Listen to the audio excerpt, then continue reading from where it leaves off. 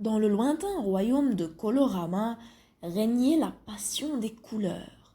Chez les habitants, qu'ils soient petits ou grands, tout était coloré, bigarré, bariolé.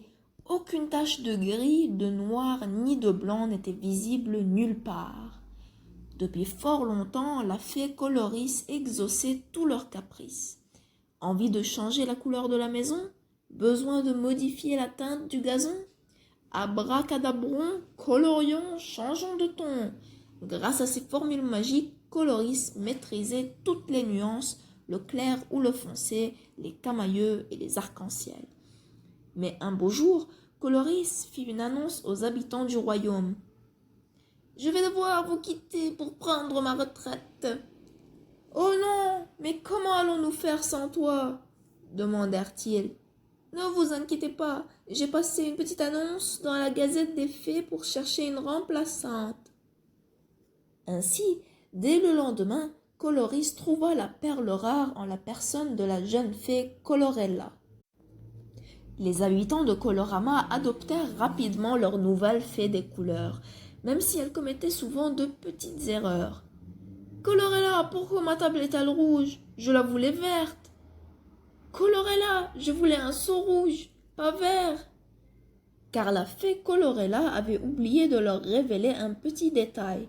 Elle était daltonienne, impossible pour elle de distinguer le rouge et le vert. Un beau matin, dans sa chaumière, Colorella reçut la visite de l'émissaire du roi. « Chère fée, notre bon roi Aldebert a besoin d'un manteau de soie rouge pour recevoir son ami le sultan d'Écarlate. »« Pas de problème, je m'en occupe. » Ravie de cette prestigieuse commande, Colorella travailla toute la nuit afin de fabriquer un manteau magique pour le roi. Dès qu'il le passerait, la soie deviendrait instantanément rouge. Le lendemain, à l'aube, l'émissaire revint chercher le manteau que Colorella avait enveloppé dans du papier doré. « Attention, dites au roi de n'ouvrir le paquet qu'au dernier moment pour préserver les pouvoirs magiques de la soie. » Le soir, lors du dîner de gala, le roi Aldebert prit place sur son trône. Toutes les têtes se tournèrent vers lui tandis qu'il ouvrait le paquet doré pour passer le manteau. Un murmure admiratif parcourut la foule. « Oh, qu'il est beau !» Lorsque son ami le sultan d'Écarlate entra dans la salle de bal, il se mit aussitôt à tousser, puis à rougir, puis à gonfler. « Mais que se passe-t-il » entendit-on dans la foule. Entre deux hoquets, le sultan prit la parole. « Comment osez-vous porter du vin vert? Je suis allergique. D'ailleurs, dans mon royaume, le vert est interdit. » Tous les regards se portèrent vers Colorella, qui devint elle aussi toute rouge. Encore une fois, elle avait confondu les couleurs. Heureusement, Colorella trouva la solution, ou plutôt les solutions.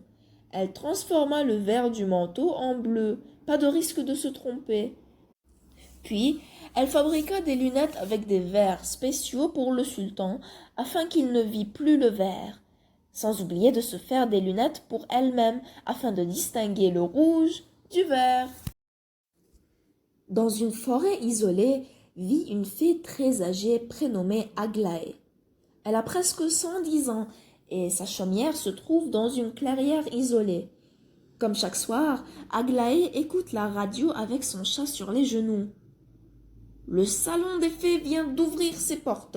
Il a lieu cette année dans la grotte des 4 dragons. »« Tu entends ça, Moka? C'est tout près d'ici. » Aglaé soupire. « J'aimerais tellement y aller pour faire réparer ma vieille baguette usée. » Après y avoir pensé toute la nuit, finalement c'est décidé. Aglaé va se rendre au salon des fées. Le lendemain matin, elle se met en chemin. À son arrivée, elle est un peu fatiguée, mais très vite émerveillée.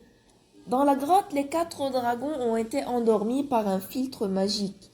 Les visiteurs peuvent s'approcher tout près de leurs gros naseaux qui soufflent de l'air chaud et quelques étincelles.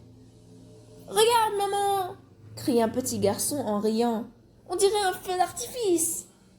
Chaque recoin de la grotte est occupé et Aglaé est fasciné par toutes les nouveautés présentées.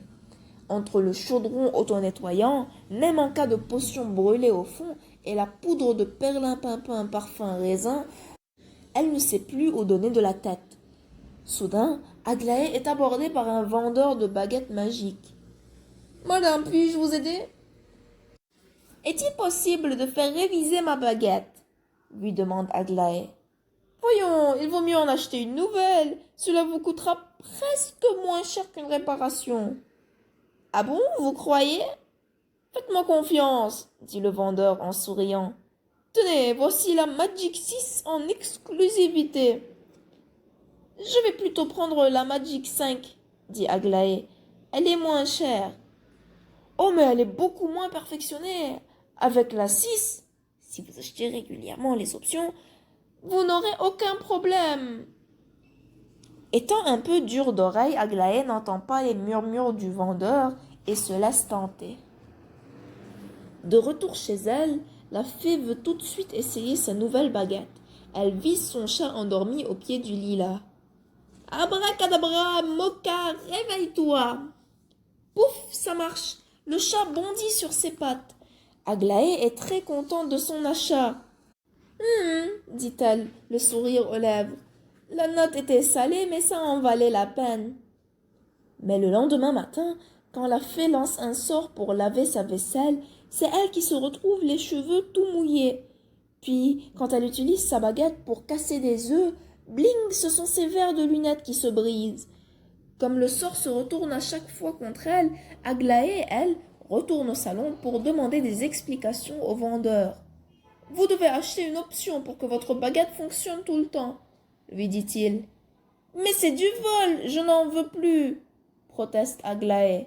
« Impossible, vous vous êtes engagé pour l'éternité. »« C'est ce qu'on va voir. » Aglaé brise la Magic 6 en 6 petits morceaux qu'elle dépose dans la main du vendeur. « Vous n'aurez qu'à choisir la bonne option pour la remettre en état, » conclut-elle. Le vendeur a compris depuis qu'il ne fallait jamais essayer de rouler une fée, même si elle est très âgée. Dès l'âge de 5 ans, les petites filles du royaume des fées entrent à l'école de la baguette dorée. Maniement des ailes, fabrication de rosée et usage de la baguette, elles apprennent tout pour devenir des fées accomplies. Un matin, la maîtresse annonce « Aujourd'hui, exercice de sortilège. Mélisandre, poursuit mademoiselle Pétronier, essaye de transformer ce crayon en insecte. » La petite fille réfléchit. Elle essaie de se souvenir de sa leçon. Transformus, Metressus cricetus. Aïe aïe aïe, elle s'est trompée de formule. Pouf, ce n'est pas le crayon, mais la maîtresse qui rétrécit, rapetisse jusqu'à devenir presque invisible. À sa place, il n'y a plus qu'un minuscule criquet sauteur. Affolées, les fées se mettent à crier. Sidonie s'inquiète. « Oh là là, Mélisandre, qu'as-tu fait ?» Le lendemain matin, mademoiselle Pétronie ne revient pas en classe. Il lui faudra un peu de temps et beaucoup de potions pour qu'elle retrouve son apparence. Le directeur de l'école rassure les petites fées. « Les enfants, ne vous inquiétez pas, une remplaçante va bientôt arriver. » Peu après, une voix grinçante résonne dans le couloir. « Craponus, dépêche-toi, on est en retard !» Des pas suivis d'un drôle de bruit se rapprochent, comme si quelque chose frottait le sol. La nouvelle maîtresse entre dans la classe. Elle porte un chapeau pointu, une robe noire et traîne un balai derrière elle. Son nez est crochu et un crapaud plein de pustules est assis sur son épaule. « Bé !» dit Mélisandre en grimaçant. « Oh non, c'est une sorcière !» gémit Sidonie. « Bonjour les enfants, je m'appelle Carabosse. Ne perdons pas de temps, sortez vos chaudrons et vos crapauds. » Mélisandre lève timidement le doigt. « Mais madame, nous sommes des fées, nous n'avons ni chaudron ni crapaud. »« Ah, ça va être compliqué, » soupire Carabosse. « Bon, je vais vous prêter mon matériel. » Durant toute la matinée, les petites fées concoctent une potion pleine de bulles dans le gros chaudron. Elle mélange de la bave de crapaud, quelques pattes d'araignée, sans oublier un soupçon d'écailles de dragon. Blou, blou, blou, blou. Hi, hi, c'est rigolo, disent les fillettes qui en oublient la récréation. Craponus, lui, bondit partout en coassant. Quoi, quoi. Qu'est-ce que c'est que ce bazar? Criait le directeur en entrant soudain dans la classe. Il n'est vraiment pas content. Mademoiselle Carabosse, je vais être obligé de vous renvoyer. Oh non! S'écrient toutes les fées en chœur. Attendez, j'ai une idée. Et si j'aidais mademoiselle Petroni à redevenir comme avant? Grâce à ses potions, Carabosse réussit sa mission. La maîtresse retrouve enfin son apparence. Pour la remercier, celle-ci l'invite à rester dans sa classe. Ça tombe bien, la sorcière a toujours rêvé en secret de devenir une fée.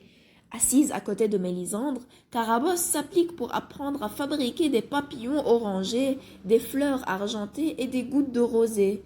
C'est frais, c'est joli, c'est fleuri, et surtout beaucoup moins salissant que les breuvages bouillonnants.